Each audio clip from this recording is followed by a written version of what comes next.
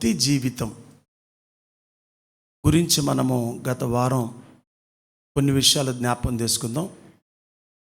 కపట భక్తి, భక్తిహీనత, మూఢ భక్తి, తర్వాత అదే ఇంకా తర్వాత వస్తుంది. ముందు ప్రారంభంలో మనం చూసాం కపట భక్తి, ధర్మశాస్త్ర సంబంధమైన భక్తి, మూలాలు తెలియకపోయినా ధర్మశాస్త్ర సంబంధమైన భక్తి చేస్తున్నటువంటి కొంతమంది. తర్వాత పై భక్తి, పై భక్తి, పైకి భక్తుల్లాగా కనిపించే విధానం అక్కడ మనం చూసాం. లోకభక్తి, భక్తులు నేటి దినాల్లో ఎలా పెరిగిపోతున్నారో మీ కళ్ళతో మీరు చూస్తున్నారు. ట్రెండ్ మారుతున్నట్లుగా భక్తుల్లో కూడా రకరకాల వేషాలు మార్కెట్లోకి వచ్చేసాయి. అది మీరే గమనించాలి, అది నేనే గమనించాలి, అది మనమే గమనించాలి. అలా మనం గమనిస్తే తప్ప మనకెవరికి అర్థం కాదు. డ్రెస్ కోడ్ కూడా వచ్చేసింది. డ్రెస్ కోడ్ భక్తి అనేది హృదయానికి సంబంధించిందని ఈ క్రైస్తవ భక్తి మనకు చెప్తుంది. క్రైస్తవ భక్తి అనేది అన్వయింపుకు చెందినది, అన్వయించుకునేది, జీవితాలకు అన్వయించుకునేది క్రైస్తవ భక్తి. క్రైస్తవ భక్తి 41 దినాలు కాదు, క్రైస్తవ భక్తి 21 రోజులు కాదు, క్రైస్తవ భక్తి 7 రోజులు కాదు. క్రైస్తవ భక్తి నిరంతరము కొనసాగేది. క్రైస్తవ భక్తి చచ్చే వరకు చేసేది క్రైస్తవ భక్తి. అందుకే పౌలు గారు మీరు పైకి అంటే ముఖ్యంగా ప్రారంభవచనంలో అంత్యదినములలో అనే మాట అక్కడ వాడాడు. అంత్యదినములలో అని 2000 సంవత్సరాల క్రితం మాట్లాడాడు. ఇప్పుడు మరి అంత్యదినాలని అప్పుడే మాట్లాడాడంటే ఇప్పుడు ఏ దినాలని చెప్పుకోవచ్చు? ఏ దినాలని చెప్పుకోవచ్చు? ఆఖరి దినాలని చెప్పుకోవచ్చు. ముతకగా మాట్లాడుకుంటే పోయే కాలం వచ్చిందని అర్థం. అది దాని అర్థం. మనం ఒక స్త్రీ గురించి మనం చూసాం. ఆమె భక్తి సంపూర్ణ భక్తి. అదేనా చూసాం? ఎవరామె? లూదియా. దైవ భక్తి గల స్త్రీ వినుచుండెను అని మాట చూసాం. అంటే దైవ భక్తి కలిగినటువంటి వారు వింటారు. దైవ భక్తి కలిగిన అంటే దైవ భక్తి లక్షణం వినే లక్షణం అని మనం నేర్చుకున్నాం. దైవ భక్తి భక్తులు బోల్డ్ విషయాలని మనం నేర్చుకోవచ్చు. కానీ ఇక్కడ మనం గమనించాల్సి అంటే ఈ ప్రపంచంలో ప్రస్తుత దినాల్లో భక్తి తగ్గిపోతుంది. భక్తి రాను తగ్గిపోకం పట్టేసింది. మీరు గమనించండి, సహవాసం మీద విరక్తి కలుగుతుంది కొంతమందికి, ప్రార్థన మీద విరక్తి కలుగుతుంది కొంతమందికి. ఏం ప్రార్థన చేస్తానే ఉన్నాం కదా, ప్రార్థన. ఆరాధన మీద విరక్తి కలుగుతుంది, బైబిల్ చదివే విషయంలో విరక్తి కలుగుతుంది, భక్తి చేసే విషయంలో విరక్తి కలుగుతుంది కొంతమందికి. ఈ దినాల్లో ముఖ్యంగా ఇది భక్తిహీనతకు ప్రారంభం. భక్తిహీనులు ఆరాధించలేరు, భక్తిహీనులు పాటలు పాడలేరు, భక్తిహీనులు ప్రభువునికి ప్రార్థన చేయలేరు. ఇది భక్తిహీనత అది ప్రారంభమైందని అర్థం అన్నమాట. ఇప్పుడు నేనైనా మీరైనా ఎవరైనా కానీ బైబిల్ చదవబుద్ధి కావట్లేదు అంటే నీకు భక్తిహీనత స్టార్ట్ అయిపోయింది. ప్రార్థన చేయబుద్ధి కావట్లేదు, ఎందుకో ఈ ఫెలోషిప్కి సహవాసానికి రాబుద్ధి కావట్లేదు అంటే సహవాసం మీద విరక్తి కలుగుతుంది నాకు అంటే ఆల్రెడీ నీ భక్తి జీవితం అది పతనానికి వెళ్ళిపోతుంది అని గుర్తించాలి. రక్తహీనత, భక్తిహీనత. రక్తహీనత వచ్చినప్పుడు ఏమంటారు దాన్ని? అది ఏ జబ్బు? శరీర జబ్బు. రక్తహీనత, శరీర జబ్బు, భక్తిహీనత, ఆత్మీయ జబ్బు. ఇప్పుడు ఈ రక్తహీనత వచ్చినప్పుడు ఇది శరీర సంబంధమైన జబ్బు అని తెలిసినప్పుడు దానికి సంబంధించిన విటమిన్స్ టాబ్లెట్లు, లేకపోతే ఇంకా బాగా తగ్గితే బ్లడ్ ఎక్కించుకోవటం, అలా చేయటం అనేది మనం చూస్తాం. భక్తిహీనత, ఆత్మీయ జబ్బు ప్రారంభమైనప్పుడు ఏం చేయాలి? సాధకం చేయాలి. భక్తి సాధకం చేయాలి. భక్తిని సాధకం చేస్తూనే ఉండాలి, చేస్తూ ఉండాలి. ఆఖరి వరకు 100 సార్లు చేయాలి, 100 సార్లు చేయాలి, చచ్చే వరకు చేయాలి. బ్రతుకున్నంతకాలం భక్తి చేస్తూనే ఉండాలి, ప్రార్థన చేస్తూనే ఉండాలి, ఆరాధన చేస్తూనే ఉండాలి, పరిచర్య చేస్తూనే ఉండాలి. ప్రార్థన, చర్చికి వస్తూ, పరిచర్య మీరు వింటూనే ఎప్పటి వరకు? ఆఖరి వరకు. Okay, right, good. మీరందరూ చాలా మంచోళ్ళు అని అర్థమైంది. ఇక్కడ మనం చూసినట్లయితే యాకోబు ఏమన్నాడు ఈ భక్తులను చూద్దాం. మరి ఇంత దారుణంగా ఎందుకు తిట్టాడు అసలు తేల్చేసుకుందాం. యాకోబు పత్రిక మొదటి అధ్యాయము చలికాలము, దగ్గుల కాలం, జలుబుల కాలం, చలికాలం.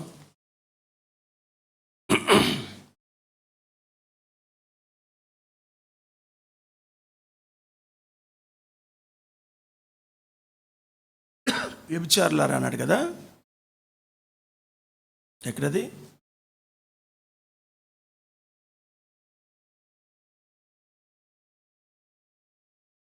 చదవండి ఆ మాట. వ్యభిచారులారా, ఈ లోక స్నేహం దేవునితో వైరమని మీరు ఎరుగరా? కాబట్టి ఎవడు ఈ లోకంతో స్నేహం చేయగోరును వాడు దేవునికి శత్రువగును.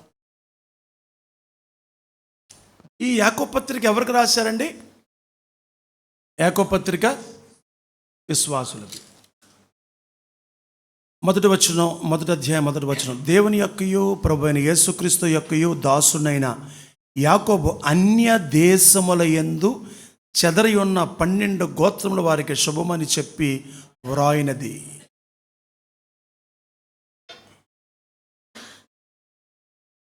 ఇక్కడ యాకోబు ఈ లోక భక్తి గురించి ఇక్కడ ఏకంగా ఏమంటున్నాడు? వ్యభిచారునులారా అన్నాడు.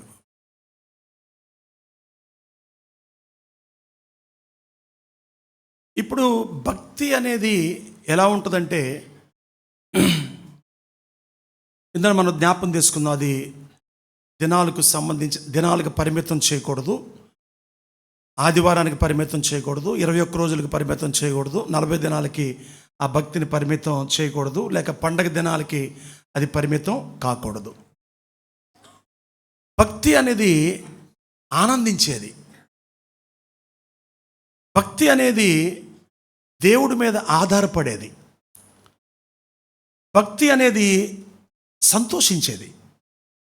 ఇప్పుడు కొంతమంది భక్తులు ఉదయకాలం లేచి చన్నీళ్ళు స్నానం చేసి, ముఖ్యంగా ఈ డిసెంబర్ నెలలో, ఇది కార్తీక ఏంటది మాసమా కార్తీక మాసం. ఈ మాసంలో ఉదయకాలము చన్నీళ్ళు స్నానం చేస్తారు.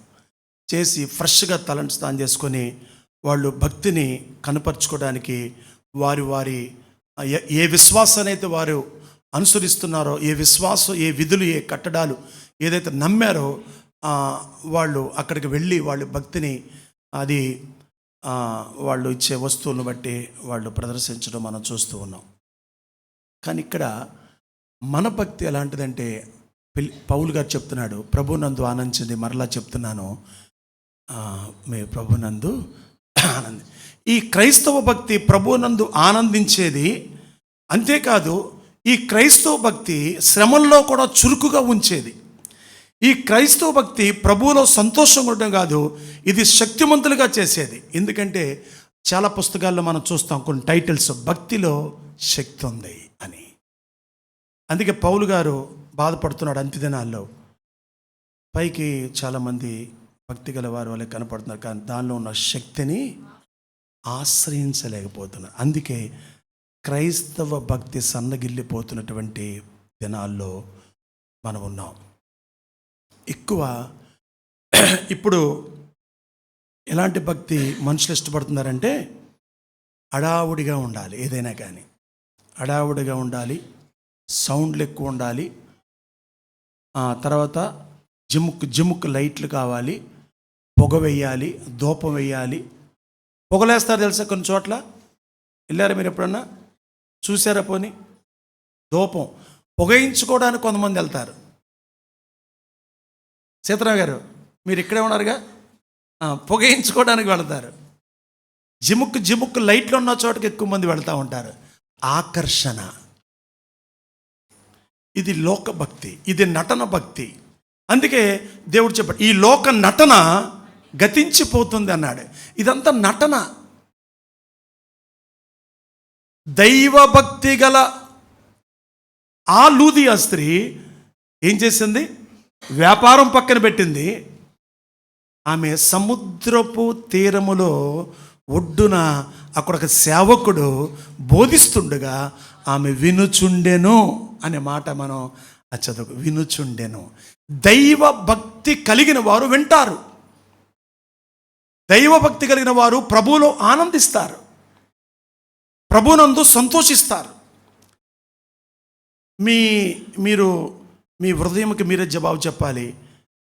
ఇంట్లో మీరు ఎంత భక్తిగా ఉంటున్నారు? మందిరంలో ఎంత భక్తిగా ఉంటున్నారు?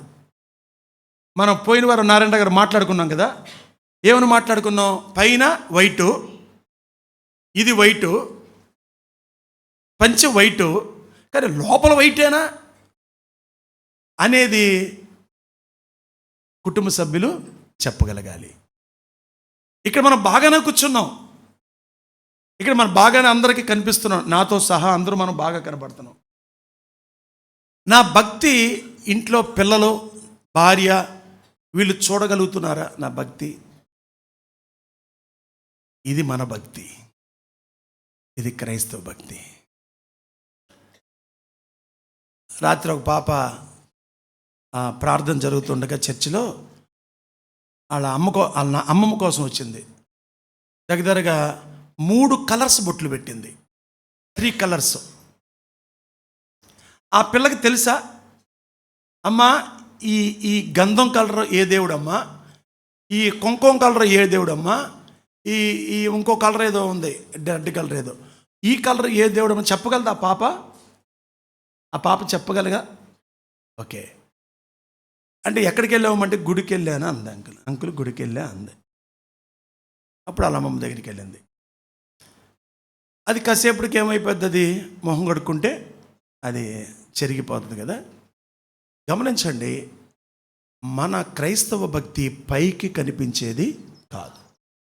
ప్రభు బల్లప్పుడు వస్త్రధారణ మార్చుకొని ఒక అంగీ వేసుకొని నేను ఇక్కడ ఉండి మీరంతా తెల్లడ్ర చేసుకొని ఇంటికాడంతా గయ్యాళ గమ్యంలాగా పోయిన వారం అంతా పోట్లాడి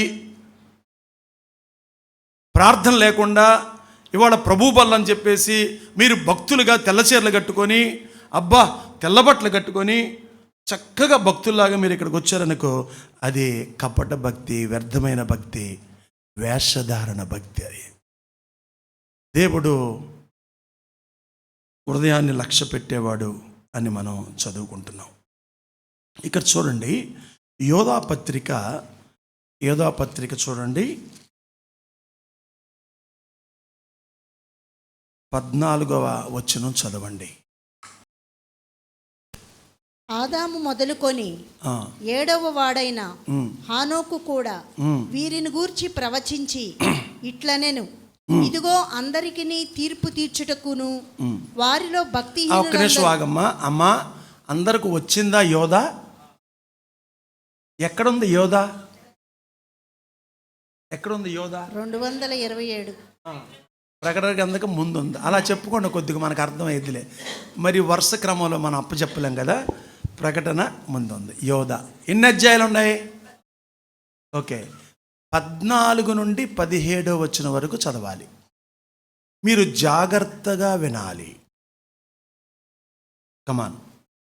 ఆదాము మొదలుకొని 7వ వాడైన హానోకు కూడా వీరిని గూర్చి ప్రవచించి ఇట్లనెను, ఇదిగో అందరికిని తీర్పు తీర్చుటకును వారిలో భక్తిహీనులందరినూ భక్తిహీనముగా చేసిన వారి భక్తిహీన క్రియలన్నిటిని గూర్చి, ఇక్కడ కొద్దిగా స్లోగా చదువుతావా సిస్టర్? వారిలో భక్తిహీనులందరూ వారిలో హీనులందరూ భక్తిహీనముగా చేసిన వారి భక్తిహీన క్రియలన్నిటిని గూర్చి. ఇక్కడ బాగా మీరు అర్థం చేసుకో. భక్తిహీనుల భక్తిహీనత వలన చేసిన భక్తిహీనత పనులు, భక్తిహీన క్రియలన్నిటిని గూర్చి భక్తిహీనులైన పాపులు తమకు విరోధముగా చెప్పిన కఠినమైన మాటలన్నిటిని గూర్చి వారిని ఒప్పించుటకును ప్రభు తన వేవేల పరిశుద్ధుల పరివారముతో వచ్చెను. వారు తమ దురాలోచన చొప్పున నడుచుచు లాభము నిమిత్తము మనుషులను కొనియాడుచు సణుగువారును తమ గతిని గూర్చి నిందించువారునై ఉన్నారు. వారి నోరు డంబమైన మాటలు పలుకును. అయితే ప్రియులారా, అంత్యకాలమునందు. చాలు సిస్టర్, మీకేమైనా చదివింది అర్థమైందా?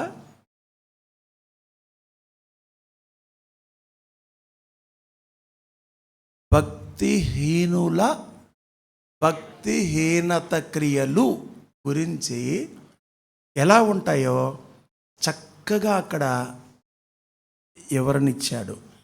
రాజేష్ డ్యూటీకి వెళ్ళాలా? ఓకే, అర్థమైంది కదా. డేవిడ్ మెక్డొనాల్డ్ ఎంతమందికి తెలుసు?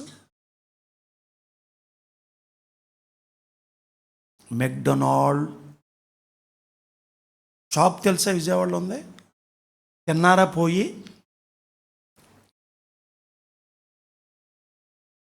ఒరిజినల్గా ఆయన పేరు డేవిడ్ మెక్డొనాల్డ్. బైబిల్లో ఆయన అనువాదం చేయించాడు బైబిల్. అంటే కొంతమంది కుస్తీ పట్టి ప్రపంచానికి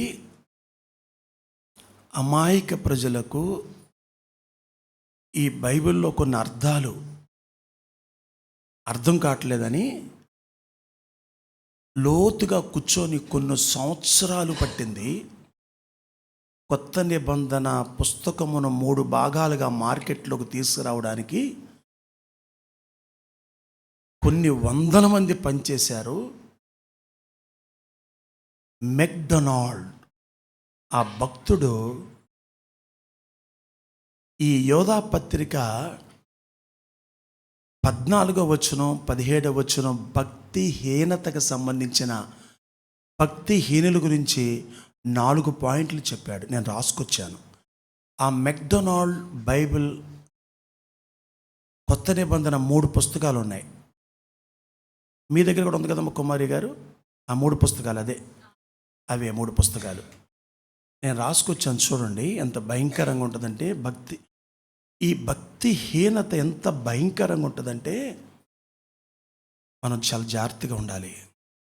మనం భక్తులు అనే మనం ఇక్కడ కూడుకున్నాం, కానీ చూడండి అపహాసకులు ఎగతాళి చేస్తారంట.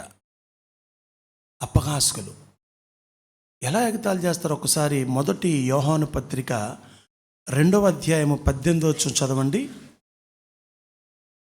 2వ అధ్యాయం 18. అమ్మా, చిన్న పిల్లలారా ఇది కడవరి గడియ. ఏ గడియ?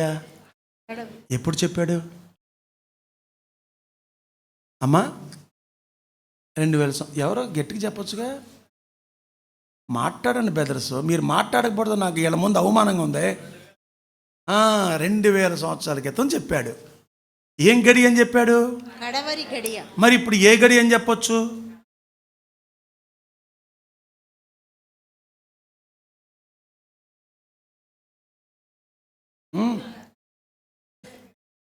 ఇది కరవాడి గడియ.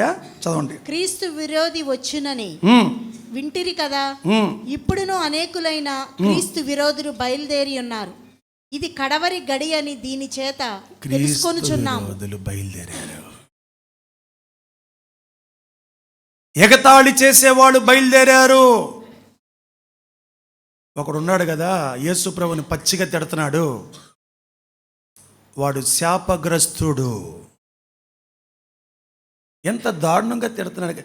ఇప్పుడు మన బంధువులు, చుట్టాలు లేదా మన ప్రజలు ఏదో కాస్త ఊరికినే మీరు అల్లెలో బ్యాచ్ అనో లేకపోతే మీరు అది అని ఇదని అనొచ్చు. ఎంత దారుణంగా టీవీల్లో తిడుతున్నాడు కదా, సంచి తగిలించుకొని తిరుగుతూ అతను శాపగ్రస్తుడు. ఎగతాళి చేసేవారు బయలుదేరారు. ఇది 2000 సంవత్సరాల క్రితం చెప్పాడంటే ఇప్పుడు ఎంత తారాస్థాయికి చేరి ఉంటుందో. భక్తులారా, దేవునియందు భయభక్తులైన షాలోమ్ ఎవాంజలికల్ ఫెలోషిప్ సంఘ సభ్యులారా, మీరు మెళకువ కలిగి ఉండాలని మీకు చెప్తున్నాను. మెక్డొనాల్డ్ ఆయన అనువాదంలో ఏం రాశారంటే, శాంతి చదివింది కదా 16-17 వచనాల్లో. నెంబర్ 1, లాభం కోసం ఇతరులను పొగుడుతారు. లాభం కోసం ఇతరులనే ఏం చేస్తారు? పొగుడుతారు.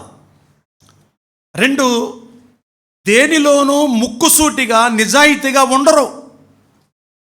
ఎవరిళ్ళు? భక్తిహీనులు. 3, ఇతరులు ఏమి వినాలని కోరతారని అతనికి అనిపిస్తుందో అదే చెప్తారు. ఇప్పుడు మీరు ఏదైతే ఇష్టమో మీకు, మీరు ఏదైతే ఇష్టపడుతున్నారో దాన్నే మీకు చెప్తాను. మీకు ఇష్టంగా అంది చెప్తే నేను మీకు ఇష్టం ఉండదు. మీకు ఏది ఇష్టమో నేను అదే చెప్తాను. అది నా భక్తిహీనత. పాయింట్ అర్థమైందా మీకు? వారి ఉద్దేశమెల్లా కొంతైనా లాభం కలగాలనే వాళ్ళు ఉంటారంట. అంటే నీ వలన లేక ఈ సంఘం వలన, ఈ నేటి సంఘాలు చూడండి, ఈ ప్రజల వలన, ఈ సంఘం వలన నాకు కొంతైనా లాభం ఉండాలి, వీళ్ళ వల్ల నాకు లాభం ఉండాలి అని కలగాలని అతను అనుకుంటాడు. ఇప్పుడు 15, 16, 17 వచ్చాను చదవమ్మా. యోధా పత్రిక ఆదాం మొదలుకొని 14 నుంచి నువ్వు చదివావు. ఇప్పుడు 15 వచ్చినావు. 14, 15 కలిపాము. ఎస్, ఓకే, కంటిన్యూ చేయండి. ఆదాం మొదలుకొని 7వ వాడైన హానోకు కూడా వీరిని గూర్చి ప్రవచించి ఇట్లనెను, ఇదిగో అందరికీ తీర్పు తీర్చుటకును వారిలో భక్తిహీనులందరూ భక్తిహీనముగా చేసిన వారి భక్తిహీన క్రియలన్నిటిని గూర్చి, భక్తిహీనులైన పాపులు తమకు విరోధముగా చెప్పిన కఠినమైన మాటలన్నిటిని గూర్చి వారిని ఒప్పించుటకును ప్రభు తన వేవేల పరిశుద్ధుల పరివారముతో వచ్చాడు. ఎంతమందితో వస్తాడు? వేవేల పరిశుద్ధుల పరివారముతో ఆయన వస్తాడు. వచ్చినప్పుడు భక్తిహీనులు తాట తీస్తాడు అని అర్థం. రవి గారు, అర్థమైందా? అంటే నా గొంతు బాబు అని ఎలా చెప్పారంటే ఆ లెవెల్లో చెబుతూ చెప్ప మనకు అర్థం అవుదని చెప్పా. అమ్మా దండం పెట్టి చెప్తున్నాను, అమ్మా పిన్ని చేతులు జోడించి చెప్తున్నాను, ఈ క్రిస్మస్ దినాల్లో మీరు పండగ ఆచారంగా చేయొద్దు. బట్టల జోలికి వెళ్ళమాకండి. దులిపితే బూజు దులిపి నీట్గా ఉంచుకోండి. బట్టల జోలికి వెళ్ళదు. ఉన్న గుడ్లు కట్టుకోండి, ఉన్న బట్టలు కట్టుకోండి. అమ్మా అప్పులు చేయకండి. అమ్మా అప్పులు చేయకండి. డెకరేషన్లోకి ప్రాధాన్యత ఇవ్వమాకండి. విందులకి వినోదాలకి ప్రాధాన్యత ఇవ్వమాకండి. ఏటికి ఇవ్వాలో ఇంకో 2 వారాల్లో మీకు చెప్తాను. ఓకేనా? గుర్తుపెట్టుకోండి. మానేద్దాం. మనకెప్పుడు కిస్మిస్ పండగే, సంవత్సరానికి ఒకసారి కాదు, ప్రతి వారం మనకు పండగే. ఇప్పుడు మాకైతే 12వ రోజు 14 రోజులు పండగ చేసుకుంటున్నాం రోజు. రేపు సోమవారం 15 రోజు మన పండగే. రవి గారు చెప్పండి, అవునా కదా? హల్లెలూయా. రోజు పండగ చేసుకుంటున్నాం, ఈ నెలంతా పండగే. ఓ లార్డ్ డూ ఇట్ అగైన్. మన దినాల్లో దేవుడు కార్యాలు చేయబోతున్నాడు కాబట్టి పండగ చేసుకుంటున్నాం. దేవుడు మన దినాల్లో కార్యాలు చేస్తాడు. శాంతి, మిగతా చదువమ్మా, కంటిన్యూ చేయి. వారు తమ దురాశల చొప్పున నడుచుచు లాభము నిమిత్తము పాయింట్ నెంబర్ 1, లాభం కోసం మనుషులను కొనియాడుచు సణుగువారును తమ గతిని గూర్చి నిందించువారునై ఉన్నారు. వారు నోరు డంబమైన మాటలు పలుకును. అయితే ప్రియులారా, అంత్యకాలమందు తమ భక్తిహీనమైన దురాశల చొప్పున నడుచు పరిహాసకులుందురని మన ప్రభువైన యేసుక్రీస్తు అపోస్తులు పూర్వమందు మీతో చెప్పిన మాటలు జ్ఞాపకం చేసి గుర్తుపెట్టుకోండి. మీరు అందరూ గుర్తుపెట్టుకోండి. మన పితరులు మనకు చెప్పారు. అక్కక్కడ మన బైబిల్లో చదువుకుంటున్నాం, ఎగతాళి చేసేవారు మీ మధ్యనే ఉంటారు. ఎగతాళి చేసేవారు మన దినాల్లోనే మనం చూస్తున్నాం. బాధపడకండి, యేసుప్రభువుని తిట్టారని, బైబిల్ని తిట్టారని బాధపడకండి. మిమ్మల్ని తిట్టారని కూడా బాధపడద్దు. వారిని బట్టి ప్రభువుకి మీరు ప్రార్థన చేయండి. ఎగతాళి చేసేవాళ్ళు, ఈ భక్తిహీనత ఈ దినాల్లో ఎక్కువైపోయింది, ఈ రోజుల్లో ఎక్కువైపోయింది. ఈ భక్తిహీనత ఎక్కడి వరకు ఉంటుందంటే, ముఖస్తుతి ఎదురుగా కనపడినప్పుడు మనకి నమస్తే అంటారు. ఎదురుగా కనపడంగానే వాళ్ళు కూడా మనకు వందనాలు అంటారు. ఎదురుగా కనపడంగానే సేట్ గారు అంటారు. ఎదురుగా కనపడంగానే పాస్టర్ గారు అంటారు. ముఖస్తుతి చేస్తారు. ఎదురుగా కనపడినప్పుడు గౌరవించినట్లుగా మాట్లాడతారు. ఈ చివరి దినాల్లో, కడవరి గడియలలో ఇది మరీ దిగజారిపోతుంది భక్తిహీనత. నిజంగా మీరు చెప్పండి, మీకు ఆరాధన అంటే అసహ్యం పుట్టుతుందా? ప్రార్థన అంటే అసహ్యం పుడుతుందా? బైబిల్ చదవటం, దేవుడితో గడపడం అంటే చికాకు పుడుతుందా? భక్తిహీనత మీలో స్టార్ట్ అయిందని గుర్తుపెట్టుకోండి. గబగబా ఒక 2-3 రిఫరెన్స్లు చూపించేస్తాను. యోబు గ్రంథం చూస్తారా? 32వ అధ్యాయము 21వ వచనం. 32:21. మీరు దయచేసి వినుడి. ఎవరికి? దయచేసి వినండి. నేను ఎవరి ఎడలను పక్షపాతినై ఉండను. నేను ఎవనికి ముఖస్తుతికై బిరుదులు పెట్టను. ఎవరంటున్నారు? చదవండి. ముఖస్తుతి చేయుట నా చేత కాదు, నాకు చేత కాదు. అట్లు చేసిన ఎడల నన్ను సృజించిన వాడు నన్ను శీఘ్రముగా నిర్మూలము చేయును. మీరందరూ మనసులో చదువుకుంటారా? అది నిదానంగా మనసులో చదువుకుంటారా? నేను మనుషులను మెప్పించడానికి ముఖస్తుతి చేయను, నేను చేస్తే నన్ను పుట్టించినోడు ఏం చేస్తాడు? నిర్మూలం చేసేస్తాడు, నన్ను చంపేస్తాడు అంతే.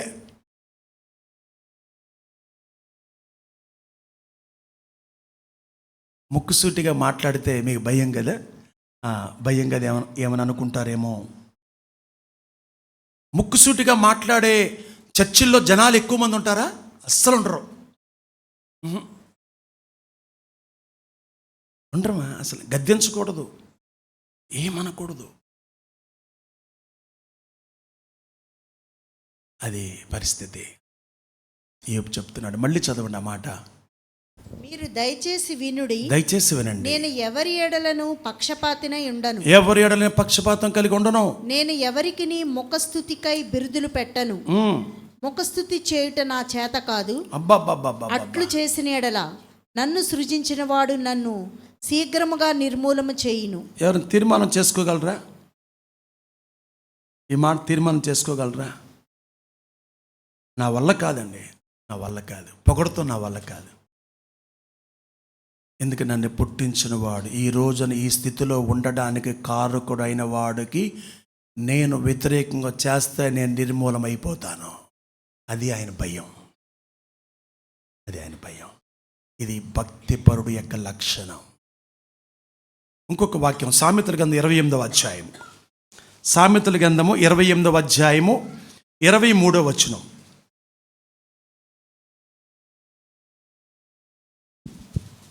నాలుకతో ఇచ్చకములాడు వాని కంటే నరులను గద్దించువాడు తుదకు ఎక్కువ దయ పొందును. తన తల్లిదండ్రుల సొమ్ము చాలు చాలు దాచుకొని చాలు చాలు చాలు మళ్ళీ చదవండి ఆ మాట. నాలుకతో ఇచ్చకములాడు వాని కంటే కంటే నరులను గద్దించువాడు తుదకు ఎక్కువ దయ పొందును. అది గద్దింపు ఆశీర్వాదం. ఆశీర్వాదం. నిజమైన స్నేహితుడు ఏం చేస్తాడు? మీకు స్నేహితులు ఉన్నారా? మీకు ఫ్రెండ్స్ ఉన్నారా? ఏం చేస్తారు? గాయాలు చేస్తారు. పగవాడు పొగుడుతాడు, మిమ్మల్ని కొనియాడతాడు. పగవాడు వెనకాల మీ నాశనాన్ని కొడతాడు. ఇది వాక్యం చెప్తుంది. నిజమైన స్నేహితుడు గద్దిస్తాడు, గాయాలు చేస్తాడు. పగవాడు లెక్కలేని ముద్దులు పెడతాడు. ఇదే సామెతల గ్రంథం 29వ అధ్యాయము 5వ వచనం కూడా చదవండి. తన పొరుగువానితో ఇచ్చకములాడువాడు దాని పట్టుకొనుటకు వలవేయువాడు దుష్టిని మార్గమున బోనులు ఉంచబడును.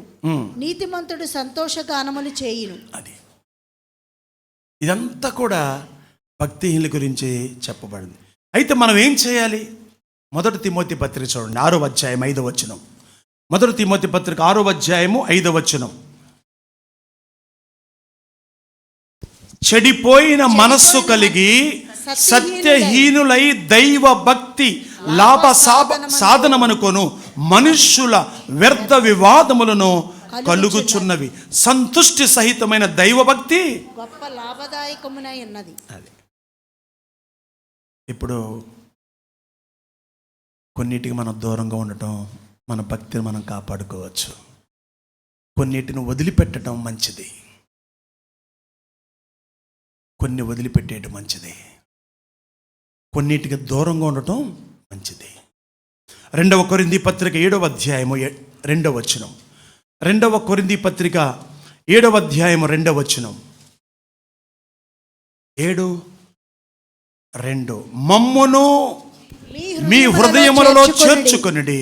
మేమెవనికి అన్యాయము చేయలేదు, ఎవనికి చెరుపలేదు, ఎవరిని మోసం చేయలేదు, ఎవరిని మోసం చేయలేదు. మీకు శిక్షావిధి కలుగవలనని నేనేలాగు చెప్పలేదు.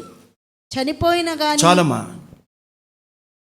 ముగిస్తూ ఒక మాట, మీ హృదయాల్లో సేవకుడిని ఉంచుకోండి. చాలు. చివర్లో మాట, మీ హృదయాల్లో దేవుడిని ఉంచుకోండి. మీ హృదయాల్లో సేవకుడిని ఉంచుకొని కూడా ఎందుకని అంత ధైర్యంగా